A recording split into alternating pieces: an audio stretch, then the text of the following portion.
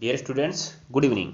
मैं पीयूष कुमार त्रिपाठी स्वागत करता हूं आप सभी का अपने YouTube channel SCS EDU point पर। आज मैं आपके सामने पुनः हाजिर हूं ऑर्गेनिक केमिस्ट्री अर्थात कार्बनिक रसायन से संबंधित कुछ महत्वपूर्ण टॉपिक्स को लेकर। जैसा कि कल की क्लास में मैंने आपको बताया था कि हम लोग अब अनसॉल्व पेपर में कार्बनिक रसायन शुरू करने वाले हैं, जिसमें मैं कार्बनिक रसायन की अभिक्रियाओं को शुरू करने से पहले मैं आपको कुछ पैटर्न बताना चाहता हूं, जिससे आप उन अभिक्रियाओं को आसानी से कर सकें और आपको अभिक्रियाएं रटनी ना पड़े।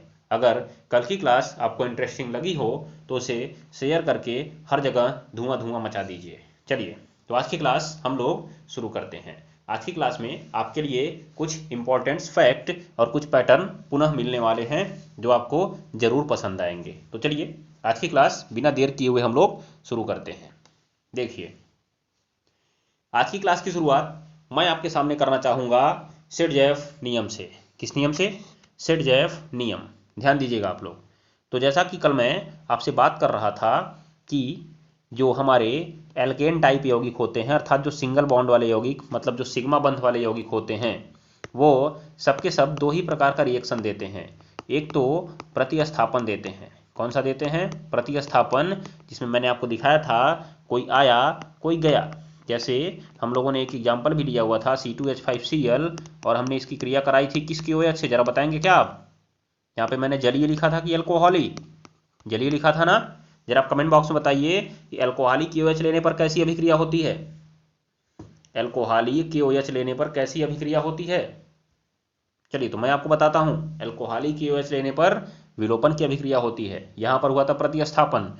कैसे प्रतिस्थापन हुआ था? ये OH चला गया था यहाँ पर और Cl निकल गया था बाहर, बन गया था आपका क्या? C2H5OH, और प्लस क्या निकल गया था बाहर? KCl। ये था आपका प्रतिस्थापन। उसके बाद हमने बात किया था डबल बॉन्ड के यौगिकों की। डबल बॉन्ड, जो डबल बॉन्ड वाले यौगिक होते हैं, उन पर मैंने कहा था कि योग अभिक्रिया होती है। क्या होता है उस योग अभिक्रिया में? एक पाई टूटता है, दो सिग्मा बनकर तैयार हो जाते हैं। एक पाई टूटता है, दो सिग्मा बनकर तैयार हो जाते हैं, और इन दोनों सिग्मा पर आने वाले समूह जुड़ जाते हैं। जैसे मान लीजिए कि AB आ रहा था, तो A इसके पास जुड़ जाएगा, B इसके पास जुड़ जाएगा, ये प्रकार से। ठीक है, तो ये हमारा पैटर्न था। ठीक है, चलिए अब देखते हैं हम लोग आज की क्लास प्रारंभ करते हैं। तो आइए, आज की क्लास में मैंने कहा मैं आपको सबसे पहले बताऊंगा सेट-जेफ नियम। मैंने कल की क्लास में आपको बताया था मार्कोनी-कॉफ नियम। कौन सा नियम? मार्कोनी-कॉफ नियम बताया था। ठीक है, जो कि संबंधित था किससे? योग से संबंधित था। किससे संबंधित था? योग से। आज हम पढ़ने वाले हैं सेट-जेफ नियम।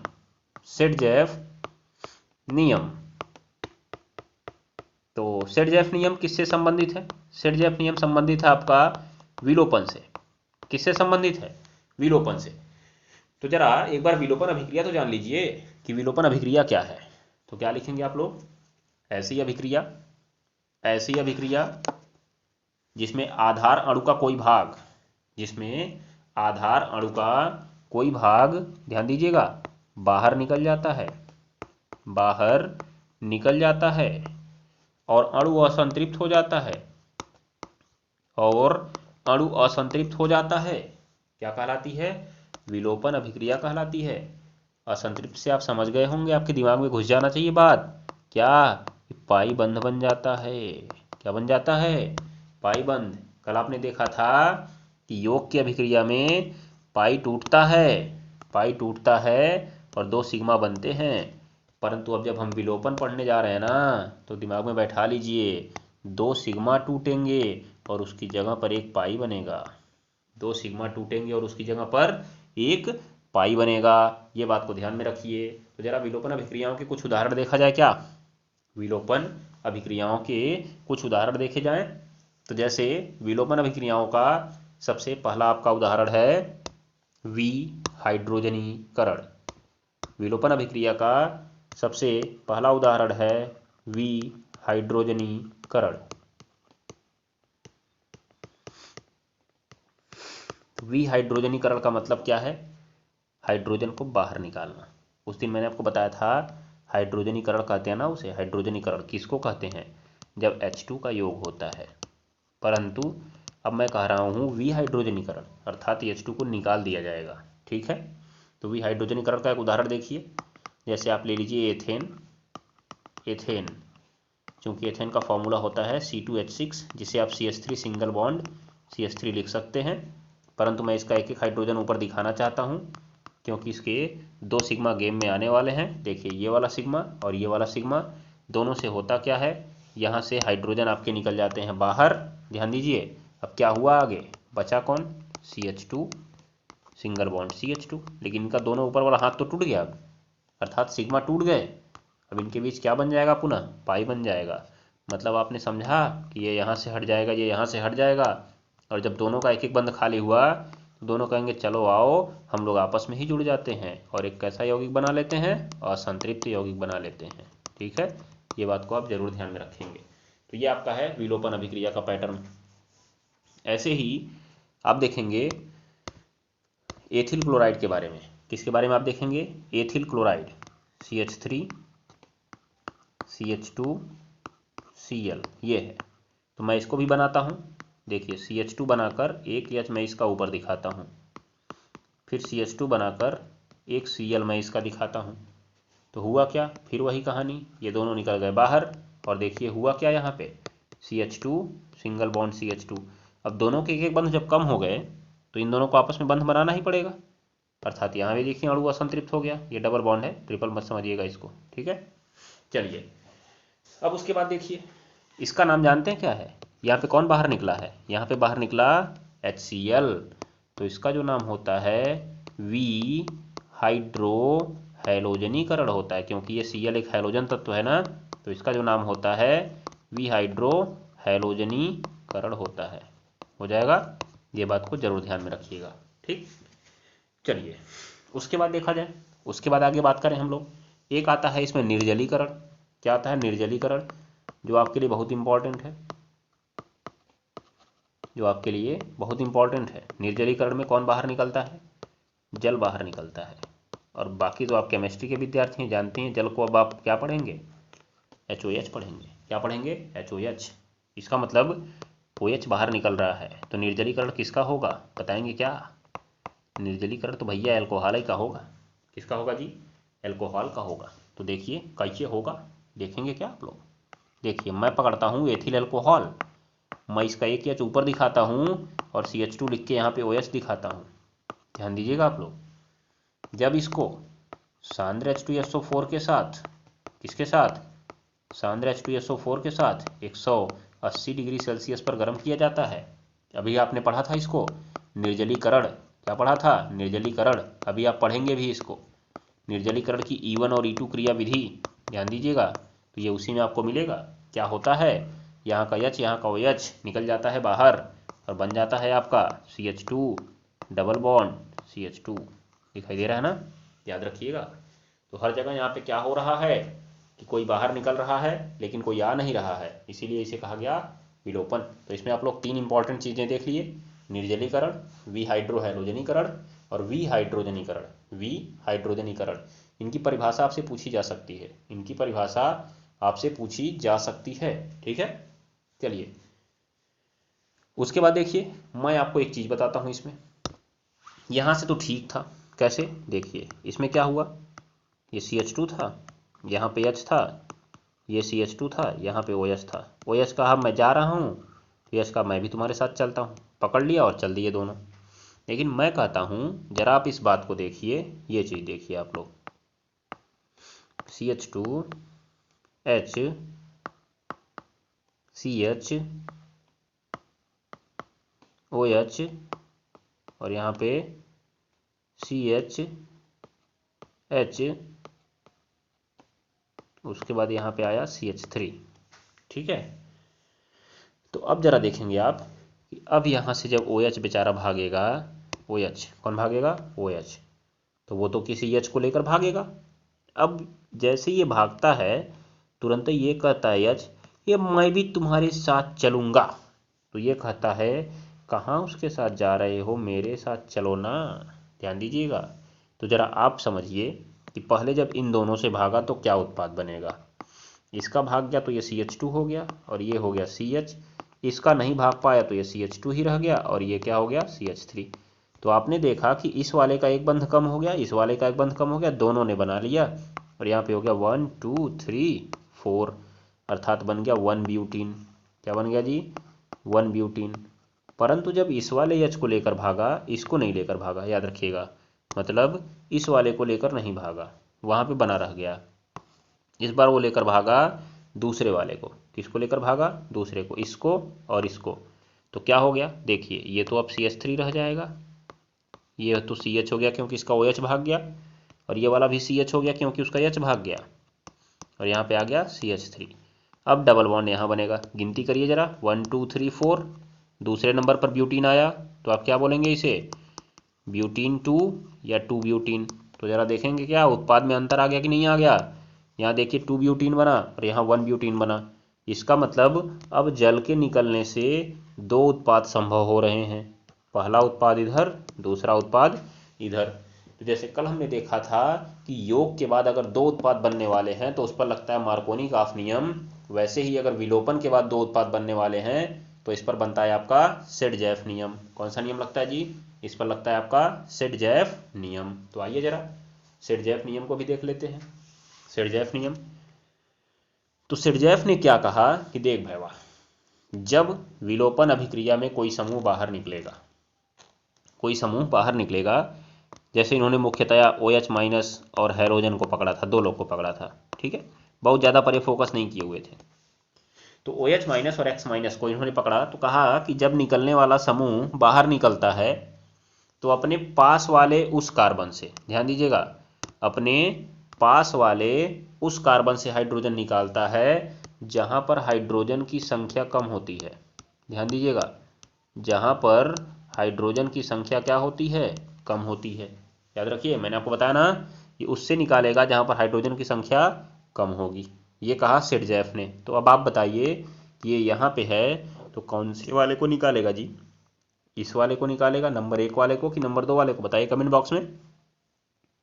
नंबर 2 वाले को निकालेगा जी, क्योंकि इसके पास देखिए 2 और 1 3 हाइड्रोजन है, परंतु इसके पास 1 और 1 2 ही हाइड्रोजन है, तो इसके पास कम हाइड्रोजन है, इसका मतलब इसी से बाहर निकालेगा। याद रखिएगा। तो बताइए नंबर 1 उत्पाद सही है कि नंबर 2 उत्पाद? कमेंट करिए। तो नंबर 1 उत्पाद सही है कि नंबर 2? तो नंबर 2 उत्पाद सही है, क्योंकि उसमें देखिए यहाँ से निकलने के बाद यहाँ पर डबल बॉन्ड बना हुआ है। तो अब इस रिएक्शन को हम लोग ऐसे लिख सकते हैं, CH3 CH, यहाँ पे OH, फिर CH और CH3। तो कौन से नंबर से निकालेगा? यहाँ पे देखिए 1 है, 2 है, 3 है और 4 है। तो किस नंबर से निकालेगा? 3 नंबर से निकालेगा ना। उसके एक हाइड्रोजन को ऊपर बुला लेगा और कहेगा चलो हम लोग चलते हैं। कहाँ चलते हैं? तारों के शहर में चलते हैं, क्योंकि हमारे लिए यहाँ पर कोई जगह नहीं बची हुई है। याद रखिएगा आप लोग। तो देखिए दोनों के निकल गए बाहर। निकलने के बाद क्या हुआ? यहाँ पर निकलने के बाद हुआ ये कि CH3 CH दोनों के निकल गए। 3 ने कहा चलो वो गए तो हम ही लोग अपना जुड़ जाते हैं, और ये आपका बन जाता है 2 ब्यूटीन। क्या बन जाता है? 2 ब्यूटीन। तो देखिए कितना खूबसूरत तरीके से ये रिएक्शन आपको समझ में आ जाएगा। अब इस टाइप के रिएक्शन आपके चैप्टर में कहीं भी मिलेंगे, आप उनको धड़ाधड़ फटाफट टकाटक लिख सकते हैं, कोई चिंता आपको नहीं होगी, कोई भी चिंता आपको घेरेगी नहीं, कोई भी चिंता आपको सताएगी नहीं। याद रखिएगा। चलिए, ये आपने समझ लिया सेट-जैफ नियम। कल आपने समझा था मार्कोनी-काफ नियम, आज आपने समझ लिया सेट-जैफ नियम। किससे संबंधित है? विलोपन से संबंधित है। तो रिएक्शन हमारे 3 प्रकार के होते हैं, प्रतिस्थापन, योग और विलोपन। प्रतिस्थापन, योग और विलोपन, ठीक है। तो जरा हम लोग बात कर लेते हैं कि जो प्रतिस्थापन अभिक्रियाएं, योग अभिक्रियाएं और विलोपन अभिक्रियाएं होती हैं, ये किन किन क्रिया विधियों से होती हैं। थोड़ी सी बात हम इस पर कर लेते हैं, फिर हम लोग अपने रूल पर चलते हैं, आगे रिएक्शन पर चलते हैं, ठीक है। तो जरा एक बात आप लोग समझ लीजिए, यहाँ पे पहले आप समझिए अभिकर्मक, आक्रमणकारी अभिकर्मक। कौन सा अभिकर्मक? आक्रमणकारी अभिकर्मक। तो आक्रमणकारी अभिकर्मक क्या है? ये ऐसे अभिकर्मक होते हैं जो आधार अणु को सक्रिय बना देते हैं, आधार अणु को सक्रिय बना देते हैं और उन्हें उत्पाद बनाने के लिए मजबूर कर देते हैं, और उन्हें उत्पाद बनाने के लिए मजबूर कर देते हैं, तभी तो रासायनिक अभिक्रिया होगी ना, याद रखिएगा। तो आक्रमणकारी अभिकर्मक 3 प्रकार के होते हैं। आक्रमणकारी अभिकर्मक 3 प्रकार के होते हैं। पहला नंबर आपका आक्रमणकारी अभिकर्मक होता है मुक्त मूलक, मुक्त मूलक। दूसरा आपका होता है नाभिक स्नेही, दूसरा आपका होता है नाभिक स्नेही। उसके बाद तीसरा आपका होता है इलेक्ट्रॉन स्नेही, इलेक्ट्रॉन स्नेही। हो गया ना, ये बात को आप ध्यान में रखेंगे। चलिए, तो जो मुक्त मूलक आपका होता है हम उसके बारे में एक बार चर्चा कर लेते हैं। आप देखिए, अगर क्लोरीन की बात करिए तो क्लोरीन में 2 क्लोरीन ने आपस में एकल बंध बनाया हुआ है, जिसमें साझे के 2 इलेक्ट्रॉन हैं। एक इलेक्ट्रॉन पहले क्लोरीन का है, एक इलेक्ट्रॉन दूसरे क्लोरीन का है। जब कभी दोनों अपना साझा तोड़ने जाते हैं तो दोनों की पावर सेम सेम होने के कारण ये अपने इलेक्ट्रॉन को ले लेता है और ये अपने इलेक्ट्रॉन को ले लेता है। जैसे ही अपने इलेक्ट्रॉन को लेते हैं, इनके ऊपर ये इलेक्ट्रॉन ऐसे दिखने लगता है। अब क्या बताइए आप, इनके ऊपर कोई आवेश आया क्या? अब बताइए, किसी तत्व पर आवेश कब आता है? जब वो बाहर से आने वाले किसी इलेक्ट्रॉन को ग्रहण करता है, याद रखिएगा। अब मान लीजिए ये तत्व जो था, इसने अपना इलेक्ट्रॉन यहाँ पे रखा था, बाद में अपने पास बुला लिया, तो क्या उस पर आवेश आ जाएगा क्या? नहीं। अरे उसी ने तो अपना बाहर रखा हुआ था, फिर अपना बुला लिया, तो कहाँ आवेश आया उसके ऊपर? ठीक है, जब बाहर से एक्स्ट्रा इलेक्ट्रॉन आएगा ना, तब जाकर उस पर माइनस आवेश आएगा। तो आप बताएंगे, क्या इस क्लोरीन के पास कोई एक्स्ट्रा इलेक्ट्रॉन आया क्या? नहीं आया ना। वो अपना वहाँ पे रखा था, वो अपना लेके चला गया। ये अपना रखा था, अपना लेके चला गया। इसीलिए इसका मतलब जो इलेक्ट्रॉन है, इसका अपना ही इलेक्ट्रॉन है, ये उसका अपना ही इलेक्ट्रॉन है।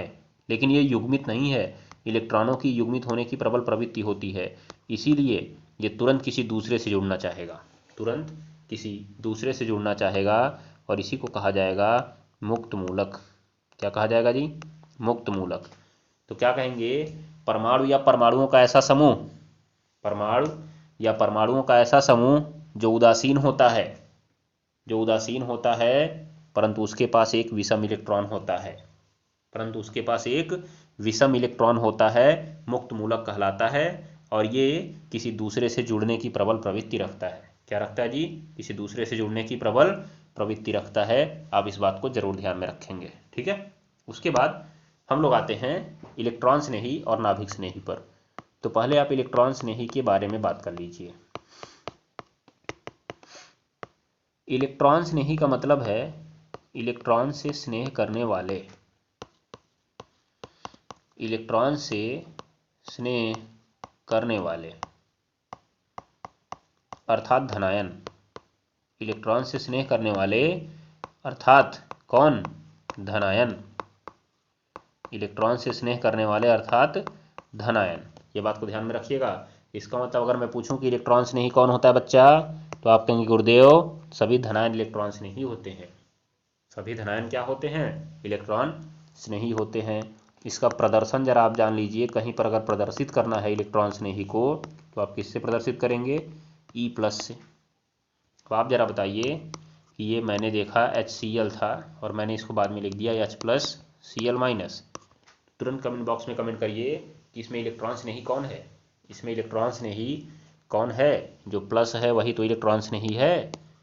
इलेक्ट्रॉन से देख के मत समझिए कि इलेक्ट्रॉन माइनस होता है तो माइनस वाला होगा, नहीं। यहाँ बात हो रही है इलेक्ट्रॉन स्नेही की। इलेक्ट्रॉन से स्नेह कौन कर रहा है? तो इलेक्ट्रॉन से स्नेह करने वाला कौन है? प्लस वाला। क्योंकि विपरीत आवेश एक दूसरे को आकर्षित करते हैं और समान वाले एक दूसरे को प्रतिकर्षित करते हैं, ठीक है। तो इलेक्ट्रॉन पर ऋणावेश होता है, तो ये माइनस तो उसको प्रतिकर्षित कर देगा ना, ये उसके पास भाग के जाएगा। इसका मतलब ये इलेक्ट्रॉन स्नेही। तो सभी धनायन इलेक्ट्रॉन स्नेही होते हैं। उसके बाद नाभिक स्नेही क्या करेंगे? नाभिक से स्नेह करने वाले, नाभिक स्नेही जो हैं, ध्यान दीजिएगा, नाभिक स्नेही जो हैं वो हैं नाभिक से स्नेह करने वाले। किससे स्नेह करने वाले? नाभिक से स्नेह करने वाले। हो गया? नाभिक से स्नेह करने वाले अर्थात ऋणायन। कौन? ऋणायन। नाभिक से स्नेह कौन कर सकता है? ऋणायन। नाभिक से स्नेह कौन कर सकता है जी? ऋणायन। तो सभी ऋणायन कैसे होते हैं? नाभिक स्नेही। प्रदर्शन जान लीजिए इसका, प्रदर्शन क्या होता है इसका? NU minus. कहीं पर अगर NU माइनस लिखा आपको दिख रहा है, समझ जाइए वो नाभिक स्नेही है। कौन है? नाभिक स्नेही। अब इनके आधार पर जो अभिक्रियाएं होती हैं वो 3 प्रकार की हो जाती हैं। देखिए कितना खूबसूरत तरीके से अभी आप आगे बढ़ेंगे, अपने चैप्टर फ्लो पे पहुंच जाएंगे आप अपने तुरंत। तो देखिए इसके आधार पर जो अभिक्रियाएं होती हैं वो 3 प्रकार की होती हैं। पहली अभिक्रिया जो होती है वो मुक्त मूलक अभिक्रिया होती है। क्या होती है जी? पहली अभिक्रिया जो होती है वो मुक्त मूलक अभिक्रिया होती है। जो दूसरी अभिक्रिया होती है वो इलेक्ट्रॉन स्नेही अभिक्रिया होती है। इलेक्ट्रॉन स्नेही अभिक्रिया होती है। तीसरी जो अभिक्रिया होती है वो नाभिक स्नेही अभिक्रिया होती है। कौन सी होती है?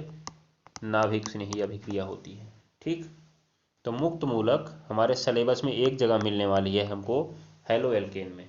कहाँ पर? हैलो एल्केन में, जहाँ पर एल्केन के द्वारा हैलोजन का निर्माण किया जाता है, अर्थात हैलो एल्केन का निर्माण किया जाता है। तो मुक्त मूलक अभिक्रिया की परिभाषा क्या जानते हैं आप? बताएंगे क्या मुझे? देखिए ऐसी अभिक्रियाएं जिनकी शुरुआत मुक्त मूलक के द्वारा होती है, जिनकी शुरुआत मुक्त मूलक के द्वारा होती है, क्या कहलाती हैं? मुक्त मूलक अभिक्रियाएं कहलाती हैं। क्या कहलाती हैं जी? मुक्त मूलक अभिक्रियाएं कहलाती हैं। हो जाएगा? चलिए, तो ये आपके लिए हो गया। ये आपके लिए ज़्यादा काम का नहीं, इसलिए मैं इस पर विस्तार नहीं कर रहा हूँ। दूसरी आपके काम की है इलेक्ट्रॉन स्नेही अभिक्रिया। तो ऐसी अभिक्रियाएं जिनमें अभिक्रिया का प्रारंभ इलेक्ट्रॉन स्नेही करता है, अर्थात धनायन। इलेक्ट्रॉन स्नेही अर्थात धनायन करता है। क्या कहलाते हैं? क्या कहलाते हैं? इलेक्ट्रॉन स्नेही अभिक्रियाएं कहलाती हैं। क्या कहलाती हैं? इलेक्ट्रॉन स्नेही अभिक्रियाएं कहलाती हैं। दूसरा नाभिक स्नेही। नाभिक स्नेही की बात कर लीजिए। ऐसी अभिक्रियाएं जिनमें अभिक्रिया की शुरुआत नाभिक स्नेही करता है, जिनमें अभिक्रिया की शुरुआत कौन करता है? नाभिक स्नेही करता है। याद रखिएगा आप लोग, इनमें अभिक्रिया की शुरुआत नाभिक स्नेही करता है। ठीक है, अर्थात ऋणायन। तो जरा आप जान लीजिए कि ये इलेक्ट्रॉन स्नेही और नाभिक स्नेही देंगे कौन? ये इलेक्ट्रॉन स्नेही और नाभिक स्नेही देंगे कौन? बताएंगे क्या आप लोग कि इलेक्ट्रॉन स्नेही कौन दे सकता है, नाभिक स्नेही कौन दे सकता है? तो मैं आपको बता दूं कि जो हमारे आधार अणु का कार्बन है, जो हमारे आधार अणु का कार्बन है, अगर वो ऋणावेशित है, तो आपकी अभिक्रिया फिक्स है, इलेक्ट्रॉन स्नेही होने वाली है। आपकी अभिक्रिया फिक्स है, इलेक्ट्रॉन स्नेही होने वाली है। जैसे आप देखिए, मैं 2 उदाहरण लेता हूँ। C सिंगल बॉन्ड C और यहाँ पे मैंने जोड़ दिया A। फिर मैंने एक उदाहरण लिया C single bond C single bond यहाँ पे मैंने जोड़ दिया B। तो जो पहला आपने उदाहरण देखा, इस पहले उदाहरण में जो आपका C था ये कम विद्युत ऋणीय था और जो A था वो आपका अधिक विद्युत ऋणीय था। हो जाएगा? इसका मतलब साझे के इलेक्ट्रॉन को इसने अपनी ओर खींच लिया और इस पर माइनस आ गया और इस पर प्लस आ गया।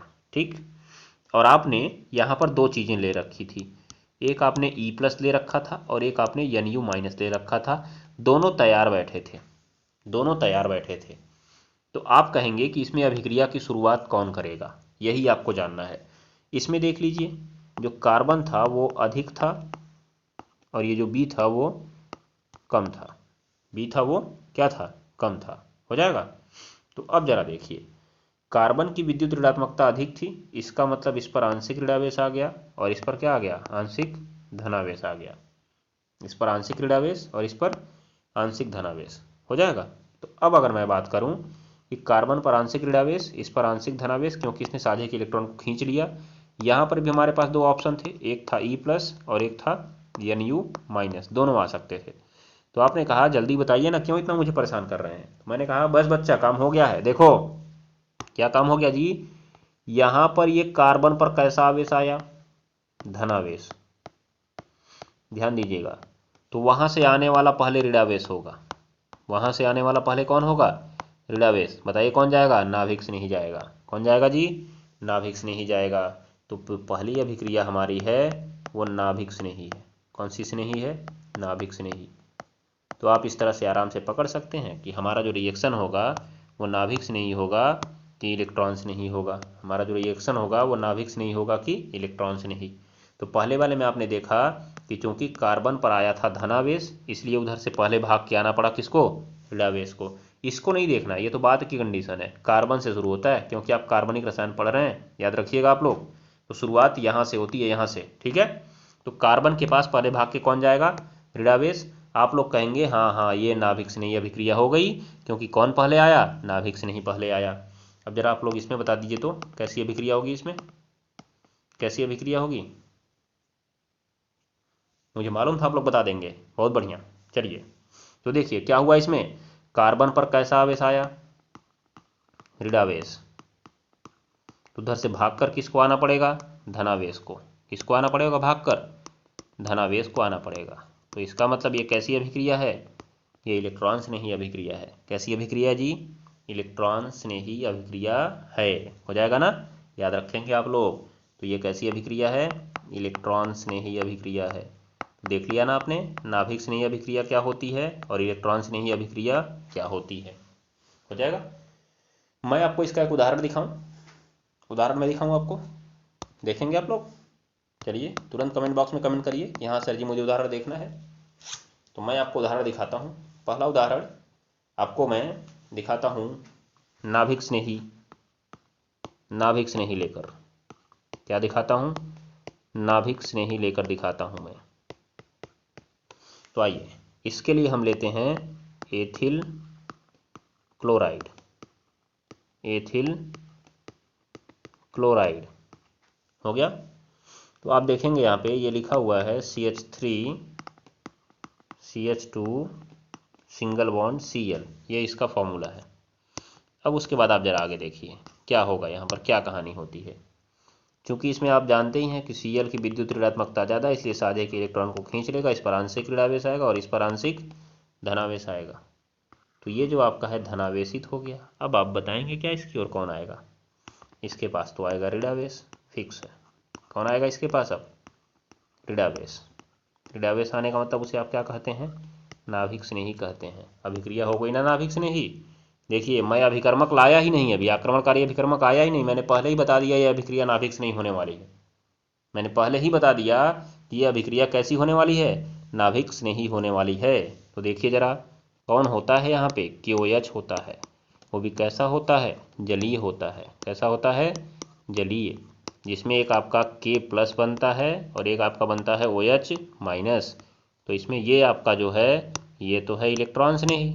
आप इसको क्या बोलते हैं, इसको बोलते हैं इलेक्ट्रॉन स्नेही, क्योंकि सभी प्लस इलेक्ट्रॉन स्नेही होते हैं। और जो आपका ये है OH-, ये क्या है जी, यही है आपका नाभिक स्नेही। और आप जरा बताइए कि कार्बन पर प्लस आने के कारण उसकी ओर भागकर कौन जाएगा, माइनस वाला ही तो भागते हुए जाएगा ना उसके पास, अर्थात OH भागकर जाएगा। तो आप जरा देखेंगे कि यहाँ पे उत्पाद क्या बनने वाला है। मैं ऊपर बना देता हूँ उत्पाद को, देखिए CH3 CH2 के पास कौन भाग के गया, OH। अब चूंकि सारे सिग्मा बंद थे, सारे सिग्मा थे, तो मैं आपको पहले ही बता चुका हूँ, इसलिए ये जो बॉन्ड है यहाँ से वो टूट जाएगा यहाँ से, और Cl निकल जाएगा बाहर। तो ध्यान दीजिए क्या हो गया, यहाँ पे OH आके जुड़ गया और Cl निकल के भाग गया। तो ये रिएक्शन क्या हो गया, ये रिएक्शन आपका हो गया प्रतिस्थापन। क्यों जी, क्योंकि एक निकल के भाग गया और एक आ गया। और आप देखिए आपने बताया क्या कि यहाँ पे कौन आया था, नाभिक स्नेही ना। तो इस प्रकार से इस अभिक्रिया का पूरा नाम पड़ गया नाभिक स्नेही प्रतिस्थापन। क्या पड़ गया, नाभिक स्नेही प्रतिस्थापन। देखिए कितना खूबसूरत तरीके से आपको मैंने दोनों को जोड़कर सिखा दिया, नाभिक स्नेही प्रतिस्थापन। नाभिक स्नेही क्या हुआ, जिसमें आने वाला आक्रमणकारी अभिकर्मक नाभिक स्नेही होता है। कैसे पता चला नाभिक स्नेही होता है, क्योंकि आपने देखा कि कार्बन पर प्लस आया हुआ था, इसीलिए उसके पास माइनस भाग कर आएगा, मतलब नाभिक स्नेही आएगा। ठीक है, तो आशा करता हूँ कि आपको ये चीज़ें समझ में आ गई होंगी। दूसरा एक और देख लीजिए, इसमें आपने इसको जरूर पढ़ा होगा, एसिटल्डिहाइड पर HCN का योग, एसिटल्डिहाइड पर HCN का योग। ठीक है, तो मैं आपको बताऊं कि यहाँ पर देखिए, यहाँ पर पाई बंद है कि नहीं, फिक्स है, योग होने वाला है। क्या होने वाला है? योग होने वाला है।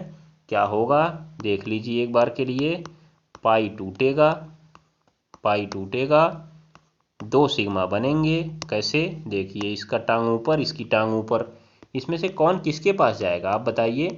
H प्लस और CN माइनस। यही तो हमारा खेल है, यही तो हमको जानना कि कौन किसके पास जाएगा। इसी के लिए तो मैं लेकर आया हूँ आपको यहाँ पे। तो जरा देखिए आप लोग, यहाँ आइए, यहाँ पर आइए आप, यहाँ पर इसमें बताइए किसकी विद्युत ऋणात्मकता ज़्यादा है। इसमें विद्युत ऋणात्मकता किसकी ज़्यादा है? ऑक्सीजन की है ना ज़्यादा, और कार्बन की क्या है? कम है। इसका मतलब कार्बन पर आएगा प्लस आवेश। कार्बन पर कैसा आवेश आएगा? प्लस आवेश आएगा। और इस पर क्या आएगा जी? माइनस आएगा। अब आप बताइए दोनों में से कौन जाएगा कार्बन के पास? कौन जाएगा? CN माइनस बनाता है ना, तो इसका मतलब CN कहेगा मैं जाऊंगा, मैं जाऊंगा, मैं। दिखाई दे रहा है ना? तो जो आपका पहला सिग्मा बंध बना यहाँ पे कार्बन के ऊपर, इसके साथ कौन जुड़ गया? CN। और दूसरे वाले के साथ कौन चला जाएगा? OH। तो फाइनली देखिए आंसर क्या बना? CH3 CH, इससे जुड़ गया CN, और यहाँ पे आपका जुड़ गया OH, जिसे आप बोलते हैं साइनोहाइड्रिन। क्या बोलते हैं आप लोग? साइनोहाइड्रिन। तो देखिए कितना खूबसूरत तरीके से मैंने आपको रटा दिया। आपसे पेपर में पूछा हुआ रिएक्शन है ये। नाभिक स्नेही योग अभिक्रिया को उदाहरण सहित समझाइए। नाभिक स्नेही योग अभिक्रिया। देखिए मैंने नाम क्या कहा? पहली बात तो यहाँ पे माइनस वाला भाग क्या आया ना, इस माइनस वाले को क्या कहेंगे आप? इस माइनस वाले को क्या कहेंगे आप? आप कहेंगे, बुद्धिमान तो है ही आप इसे कहेंगे नाभिक स्नेही। क्या कहेंगे? नाभिक स्नेही। और उसके पास भाग के कौन गया है? सॉरी, नाभिक स्नेही है, भाग के किसके पास गया? कार्बन के पास। तो इसका नाम पड़ गया अभिक्रिया का नाभिक स्नेही। क्या नाम पड़ गया जी अभिक्रिया का? नाभिक स्नेही पड़ गया। उसके बाद देखिए, नाभिक स्नेही तो पड़ गया, परंतु इसमें बताइए प्रतिस्थापन हुआ कि योग? योग हुआ ना, क्योंकि एक पाई टूटा। देखिए यहाँ पे 2 सिग्मा बने, तो ये अभिक्रिया का पूरा नाम हो गया नाभिक स्नेही योग अभिक्रिया। कौन सी अभिक्रिया हो गई? नाभिक स्नेही योग अभिक्रिया हो गई। तो अगर आपसे इस योग अभिक्रिया का क्रिया विधि पूछा जाए तो क्या होगा? लिख लीजिएगा, इंपॉर्टेंट है, मैं आपको फिर बाद में नहीं बताने वाला हूँ, साल पेपर में आएगा, जरूर आएगा, जरूर। देखिए होमवर्क में मैंने आपको पीछे बोला था, इसको लिखिए, अभी लिखिए, अभी लिखिए आप लोग, लिखिए आप लोग, नाभिक स्नेही योग अभिक्रिया, तुरंत परिभाषा लिखिए। नाभिक स्नेही योग अभिक्रिया, बोले ऐसी योग अभिक्रिया, ऐसी योग अभिक्रिया जिनमें योग की शुरुआत नाभिक स्नेही के द्वारा होती है, जिनमें योग की शुरुआत नाभिक स्नेही के द्वारा होती है, क्या कहलाती हैं? नाभिक स्नेही योग अभिक्रिया कहलाती है। हो जाएगा, ये ध्यान में रखिएगा। चलिए उसके बाद क्या होगा, इसका उदाहरण लिखिएगा। एसिटल्डिहाइड पर, एसिटल्डिहाइड मत लिखिए, आप लिखिए कार्बोनिल यौगिक, क्योंकि कार्बोनिल यौगिक में एल्डिहाइड और कीटोन दोनों आ जाएंगे।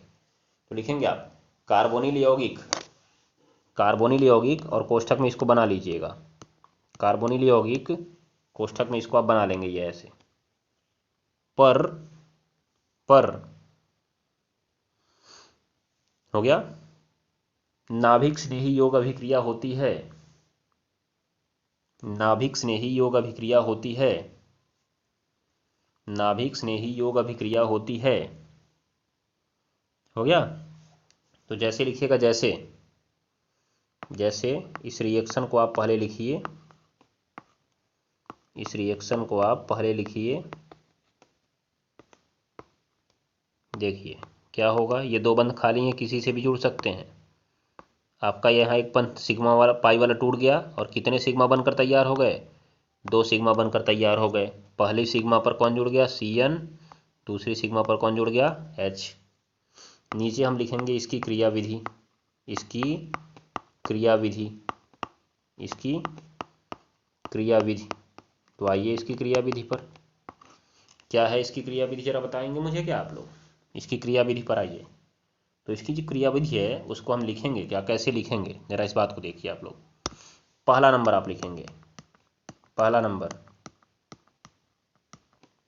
नाभिक स्नेही, नाभिक स्नेही हो गया का निर्माण पहले पद में। तो नाभिक स्नेही के निर्माण में जो आपका HCN है पहले ये टूटता है और H+ तथा Cn- बनाता है, यही है आपका नाभिक स्नेही। और मैं आपको पहले ही बता चुका हूँ कि आपको कैसे पता चल जाएगा कि यहाँ पर नाभिक स्नेही ही होने वाला है, इलेक्ट्रॉन स्नेही नहीं होने वाला है। तो दूसरा नंबर आप लिखेंगे, दूसरा नंबर नाभिक स्नेही के योग से, नाभिक स्नेही के आधार अणु पर योग से, आधार अणु पर योग से ऑक्सीरिडायन का निर्माण। किसका निर्माण जी? ऑक्सीरिडायन का निर्माण हो गया। तो रिएक्शन देखिए जरा, ऐसे बनाएंगे आप, ऐसे बनाएंगे, ऐसे, और यहाँ पे कोई भी जोड़ सकते हैं। अगर एसिटल्डिहाइड बोला तो एसिटल्डिहाइड ले लीजिएगा। देखिए आप इसमें देखेंगे कि जो हमारा ऑक्सीजन है इस पर आंशिक ऋणावेश आता है और इस पर आंशिक धनावेश आता है, दर्शा देंगे तो और अच्छा रहेगा। उसके बाद जैसे ही इसके पास आपका आएगा नाभिक स्नेही, कौन है हमारा नाभिक स्नेही इस बार? Cn-, तुरंत ही ये दौड़ भाग कर बेचारा सीधे कार्बन के पास पहुंच जाएगा क्योंकि उस पर प्लस आवेश आ चुका है। तो तुरंत ही आप देखेंगे यहाँ पर उससे जुड़ गया कौन? Cn। अब इसके बाद ये तुम्हारा सिग्मा, ये जो पाई बंध है वो टूट गया। पाई टूटने का मतलब क्या हुआ? देखिए जब ये Cn खुद माइनस देकर आ रहा है तो माइनस उस इलेक्ट्रॉन को कर देता है प्रतिकर्षित, माइनस इस इलेक्ट्रॉन को कर देता है प्रतिकर्षित, और साझे के जो दोनों इलेक्ट्रॉन है यहाँ पे, दोनों इलेक्ट्रॉन वो भाग जाते हैं ऑक्सीजन के पास और ऑक्सीजन पर आ जाता है माइनस आवेश। तो ऐसे आप तीर दिखा सकते हैं। अब तीसरा पद आएगा, तीसरा पद, तो तीसरे पद में आप लिखेंगे ऑक्सीडायन पर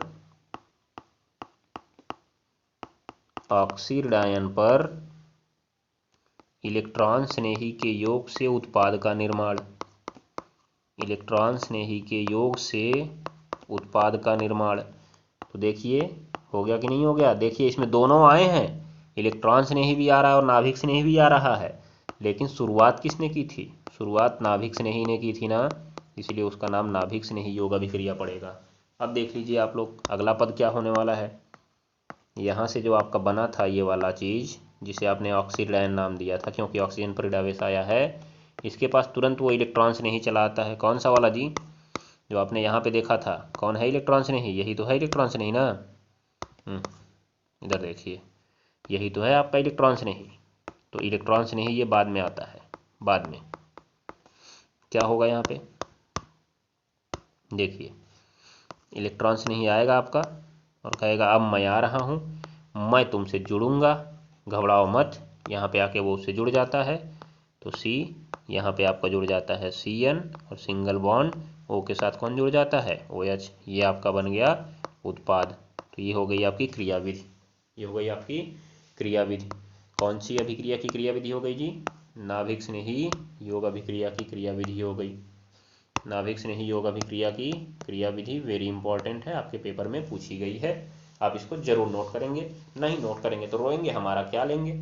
ठीक है, तो चलिए आज के लिए आज की क्लास को हम यहीं पर समाप्त करते हैं। अब मिलेंगे हम कल की क्लास में कुछ और नई बातों के साथ, कुछ और नई बातों के साथ। और मैं कल का फ्लो चार्ट आज ही आपको बता देता हूं जिससे आपके लिए एक इंटरेस्टिंग हो जाए। जैसे सीरियल खत्म होता है ना, तो एक इंटरेस्टिंग तर्क पर खत्म होता है, जिससे कल आपके लिए वो इंतजार का एक मौका बन जाए कि आप उसके लिए इंतजार करें कि कब आएगा कब आएगा। ठीक है, याद रखिएगा। मैं आपको बता देता हूँ कि कल मैं आपको क्या पढ़ाने वाला हूँ। कल की क्लास में हम लोग पढ़ेंगे कुछ महत्वपूर्ण बंधों पर कोई अभिक्रियाएं, कुछ महत्वपूर्ण बंधों पर अभिक्रियाएं, और हमारे कार्बनिक रसायन के जो 5 चैप्टर हैं उनमें हम एक चैप्टर से दूसरे चैप्टर का यौगिक कैसे बनाएंगे इसका फ्लो चार्ट भी कल मैं आपको बताने वाला हूँ। तो कल की क्लास आपके लिए और ज़्यादा इम्पोर्टेंट होगी, तो छोड़कर कहीं मत जाइएगा। और अगर क्लास ये बढ़िया लगी हो ना तो एक बार अपने मित्रों के साथ इसे शेयर जरूर कर दीजिए, ठीक है, क्योंकि इसे बनाने में बड़ी मेहनत लगती है, ध्यान दीजिएगा। चलिए, तो आज के लिए बस इतना ही, मिलते हैं कल की क्लास में। टाटा बाय बाय, पढ़ते रहिए।